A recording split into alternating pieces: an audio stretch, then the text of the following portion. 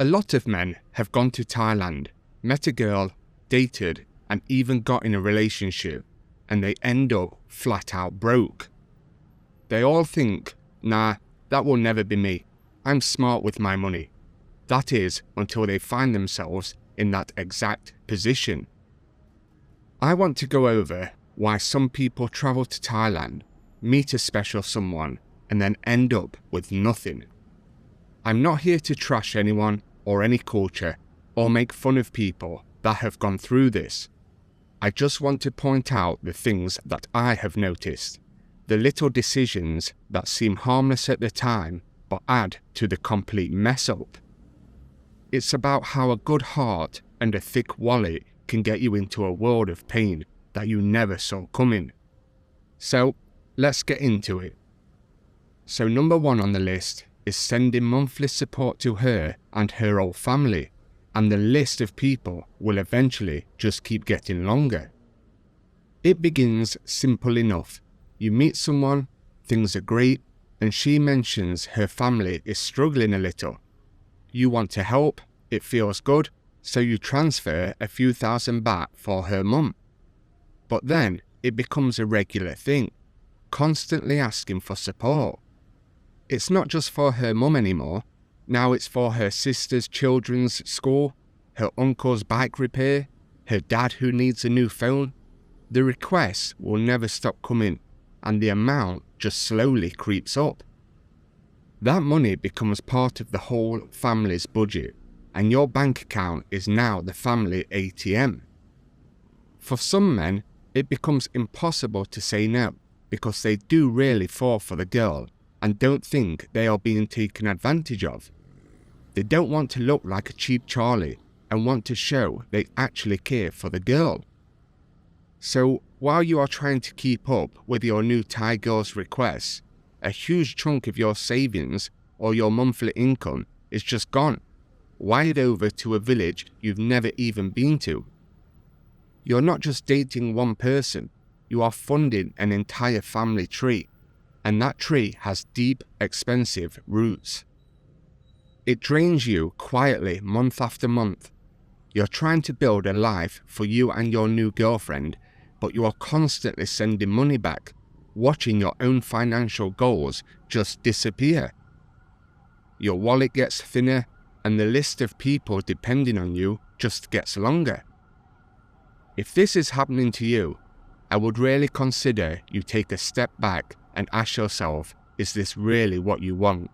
Because at the end of the day, once you send the first payment, it's never going to stop. Number 2, building a house on her family's land. This is the one that ends up with guys literally losing the roof over their head. After you have been together for a while, in some cases not even that long, she starts talking about the idea to build a house, a nice little place for you and her, which will more than likely be out in her village.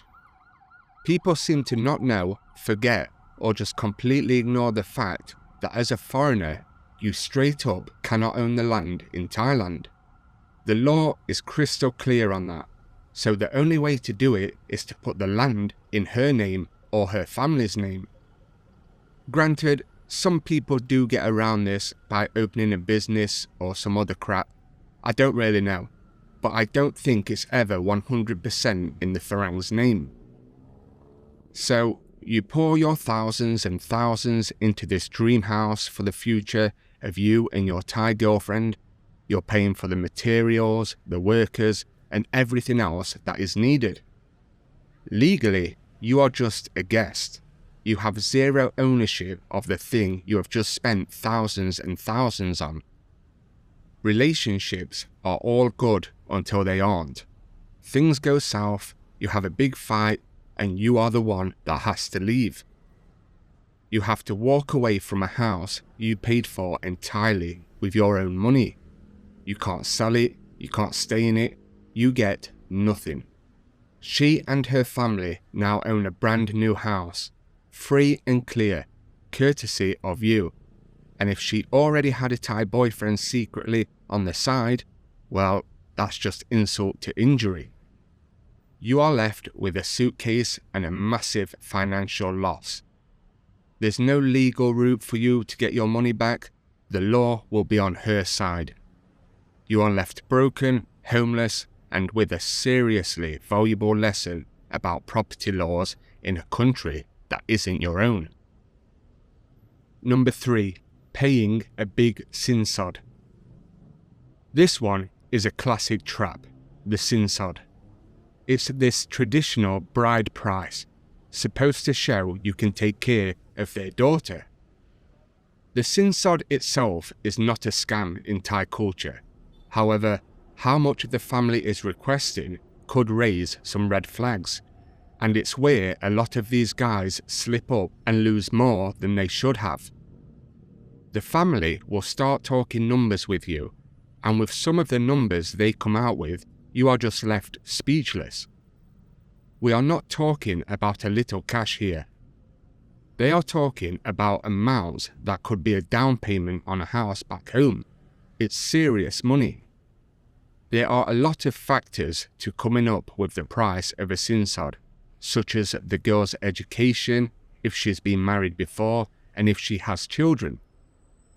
But if she or the family are out to scam you, they are going to put a big price tag on it, despite the background of the girl. Some men will agree to a number they can't really afford, convincing themselves it's for love, and it's just how things are done here. But then the wedding costs pile up as well. The ceremony isn't cheap, the monks need donations, the food for the entire village isn't free, and the gold jewellery she wears is a massive extra cost. That initial sinsod number, whether small or large, was just the beginning. You end up starting your marriage, or even just the relationship, under a mountain of debt.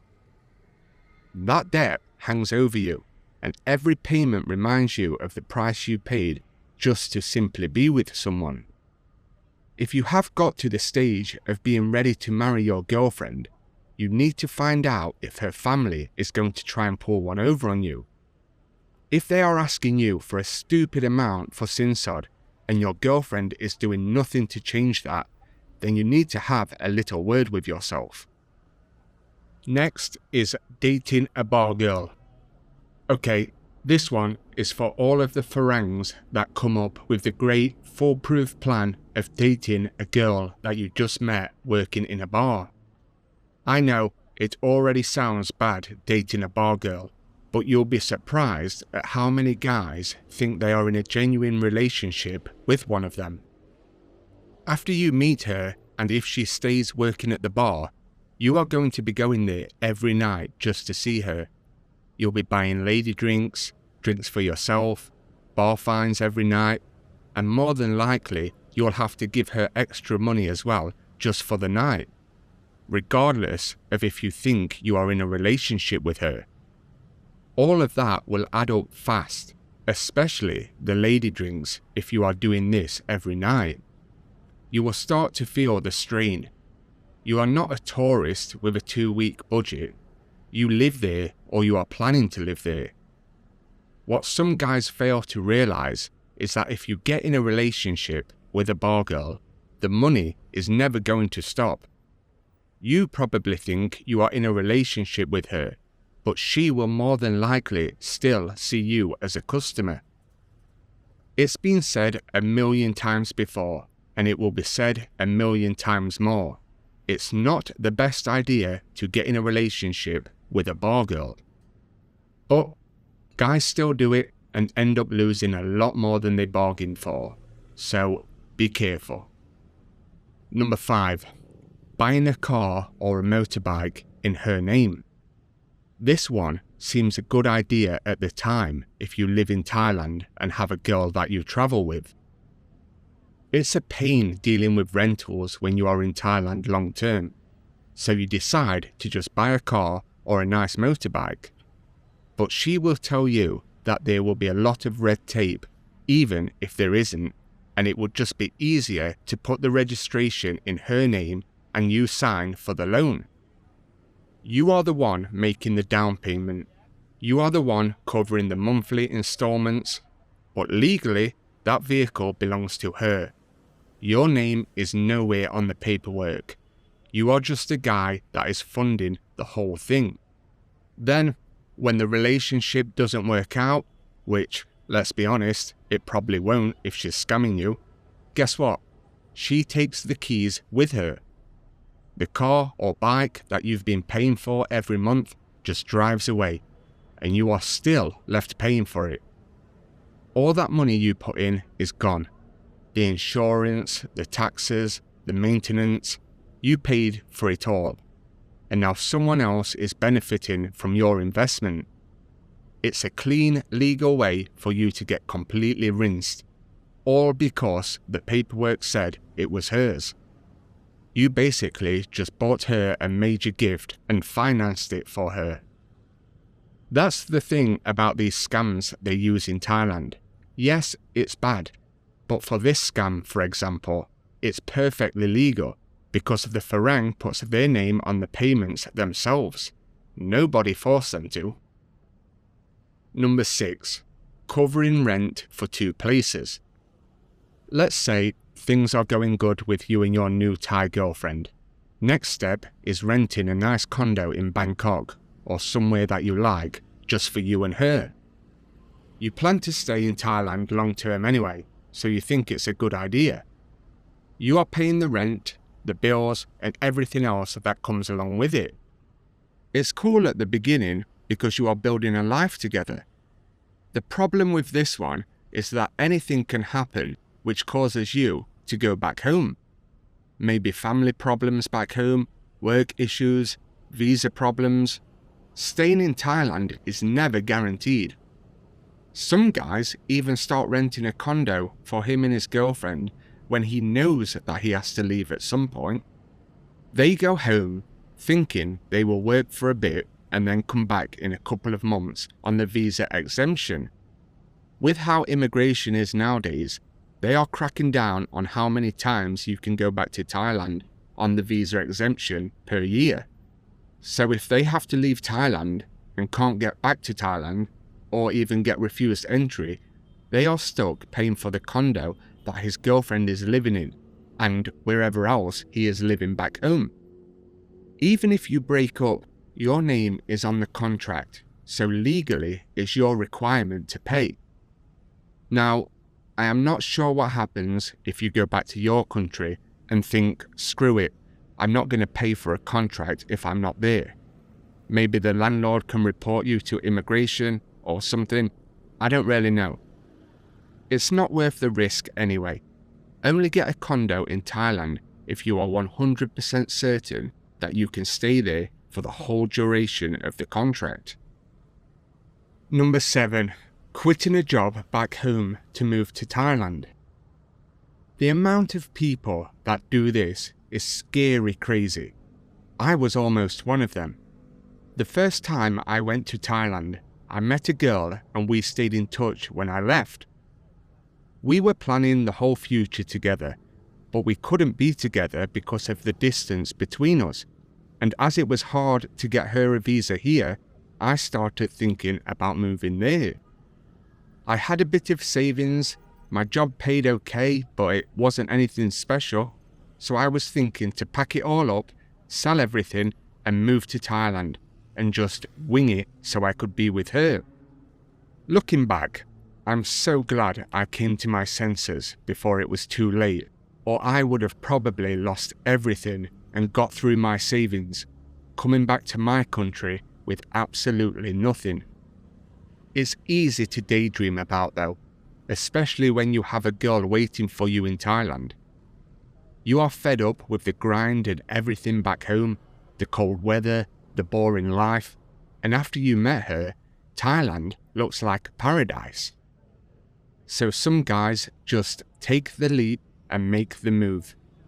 They quit their job, cash out whatever they have, and land in Thailand thinking they are going to make it. For the first few months, it's a dream. They are living off the savings they worked years to build. Every day is a holiday. The money feels like it's never going to run out. You're not even thinking about a job because just being here feels like a success. But of course, that savings account isn't magic. It has a bottom. The cost of living adds up. Rent, food, travel, going out, and depending on the type of girl that their Thai girl is, they can be expensive to maintain as well. They are spending like a tourist, but they are trying to live a permanent life. That is when the pressure starts building. They need an income, but their visa doesn't let them work, or the only jobs that they can find pay a fraction of what they earned back home. They are too proud to go back home with their tail between their legs, so they start digging into the last of their funds, living on credit and hoping for a miracle that never comes. They burned their career and their savings for a dream with a Thai girl that probably doesn't care that much about them anyway. The final stage is the quiet panic. They are down to their last few thousand baht, staring at a one-way ticket that they can't afford, and the paradise that they built has a very real and a very expensive expiration date. That's when Farangs go home, down, broke, and starting from scratch again. My advice to anyone that wants to move to Thailand: make sure you have an income first, just in case things go wrong. Number 8. Paying her out of the bar. This one goes back to if your supposed girlfriend is a bar girl. Let's say you did meet your girl in a bar. You spend the whole holiday with her, paying the bar fines and whatever else, and when it's time to go back home to your country, she has already hooked you and reeled you into thinking you are in a relationship. You continue talking, and she tells you the crap about wanting a future together and that she wants to stop working at the bar, meeting other customers. You obviously don't want her working at the bar either, but she says she can't leave the bar because she needs the money. This is where she will get you. She will ask you to pay her salary so she doesn't have to go to work in the bar anymore and she can just wait for you to come back. Some foreigners have the mindset that they can save a bar girl from that type of life. So you make a deal. You send her a monthly salary, enough for her to live on so she can quit the bar. It feels like a win-win for the Farang. She gets a better life and you can get the peace of mind that she is not in the bar scene. You are giving her a salary to not go to the bar, but as the months go by, she is asking for more and more, for different bills and money to send home. You also start to wonder what she's actually doing all day and night now she is not working at the bar. Is she looking for a real job? Is she just living off your money? There is a big chance that she never actually stopped working at the bar and just takes your money for extra on the side. You are working hard, maybe at a job you don't even like, and a big part of your paycheck is automatically wired to her for the privilege of her not working and to wait for you. In my opinion, anyone paying a girl like this to be with them, it's just not a real relationship. It's a complete scam. But again, that is just my opinion. When the Farang finally starts to see some sense and the relationship eventually ends, he will look back and realize he was just paying a salary for a girlfriend. And again, you are left without money that could have been used for something else. Number 9. Taking on her pre-existing debts. A lot of Thai girls will have debts that you didn't know about, or some may magically appear later down the line. So, he's now settled in with her, things are getting serious, and then the past shows up with a price tag.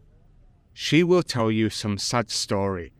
There's an old loan from a previous boyfriend, or a family debt from many years ago. Now there's pressure from people wanting their money back. Whether any of her stories are true or not, I doubt the Farang is ever going to find out. He feels like he has to be the hero now for his girlfriend. It feels like a one-time payment type of thing, and then they can focus on their future together without worrying about it again. But it's never just one debt. Paying off the first one just reveals the next one. It was a test, and he passed it by paying up. Now that she knows he's the type of Farang to fall for that type of thing, the floodgates are wide open. There's a cousin who needs money that she borrowed from a friend, another loan from a different ex. He's not just dating her now, he's taking responsibility for every bad money decision she has ever made before she met him, even if they aren't true. Number 10. Shared bank accounts or bank cards. I am not sure why anyone in their right mind would have a shared bank account with their wife or their girlfriend, even in the West. But like a lot of guys in Thailand, common sense quickly goes out of the window. So, you open a joint account or give her a card for emergencies. You trust her 100% and convince yourself that nothing is ever going to go bad between you both. Then, a couple of months down the line, another big argument happens, and it's a nasty one. You break up for good. She leaves and goes wherever. Nothing happens straight away, but later down the line, you go to get some cash or buy something and your card gets declined. She didn't just take her share, she took every single baht, all of it. The money for rent, the bills, is all gone. That joint account you set up for a future, she just used it to wipe you out. And don't think because when you meet her, she was all sweet and innocent that she wouldn't do something like that, because 99% of people would, given the chance. So you are left scrambling. You can report it to the police on the off chance they might actually help you, but if you personally gave her a card to your account and she didn't steal it, there might not be much you can do about it. Most people have their heads screwed on enough not to do this, but to those that do end up doing this, it's a cold, hard lesson. Number 11. Buying gifts that get pawned off. Gold is big in Thailand, and so is pawning it off. Combine that with a naive, love-struck Farang, and that is a world of trouble. Many girls you meet in Thailand, the shady ones that is, will ask you for gifts to prove you are really serious about them and not just playing. Some will even say it's part of Thai culture and shows that you respect the culture. If it's not money they want, the next best thing to them is gold. They do this simply because if it's a scam, they will just pawn off the gold when you go back home. But if she is even a little bit serious about the relationship with you, and it does end up not working out, then she will just pawn it off anyway. It's a win-win for her no matter what. You want to show you are serious, that you are not just playing around and do actually want to be with her, so you give in and start spending. A nice gold bracelet, the latest iPhone, or whatever expensive thing she is asking for. You hand it over, expecting to see that gold around her wrist and that phone in her hand every day. For a little while, it will be there, but then you start to notice it's gone. But don't worry, she has a story. It's at the shop for cleaning. She left it at her cousin's house, or a friend is borrowing it. That proof of love is already at the pawn shop. It got converted to cash the first chance that she got. The gift wasn't for her to keep and cherish. It was for her to get yet another payday from you. You were basically just giving her a stack of cash which was disguised as a romantic gesture.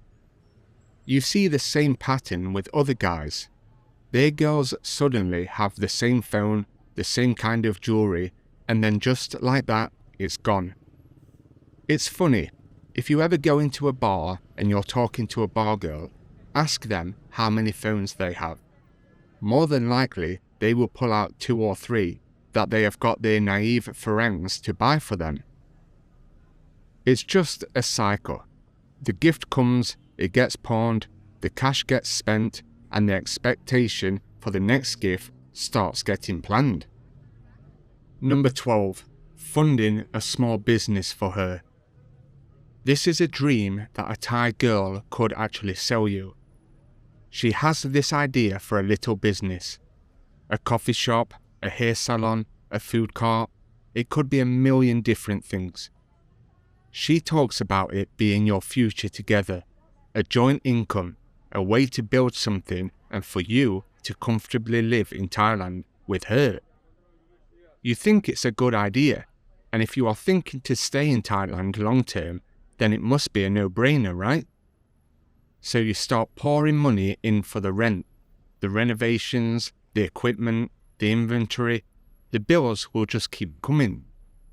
Oh yeah, and your name is on nothing.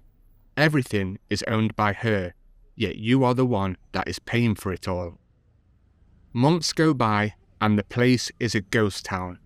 You soon realize that none of you have a clue what you are doing, and you've discovered that she is bone idle when it comes to making it work. You argue about money, about her not working hard enough, about your savings draining. The dream that was supposed to bring you together ends up being the very thing that drives you apart. When it finally collapses, you are left with nothing. The business has gone to her, whether it's failed or not. The relationship is over, and you have absolutely nothing to show for it. So yes, when she starts bringing up starting a joint business together, either talk her out of it or do a runner. So there it is, the ugly truth, just some of the things I have noticed and read about over the years. It's enough to make you want to just stay at home and never talk to anyone. The point isn't to be scared or to never catch feelings for someone in Thailand. It's to go with your eyes wide open. Keep that big heart of yours, but for God's sake, use your head too. Protect your feelings in your bank account like your future depends on it, because it really does. Learn from the mistakes of every man who's ever came before you. Be the smart one, the one who has an amazing time, builds a great life, and still has a ticket home and a savings account when it's all said and done. Don't be a Farang statistic. Be the guy who figured it out. Cheers.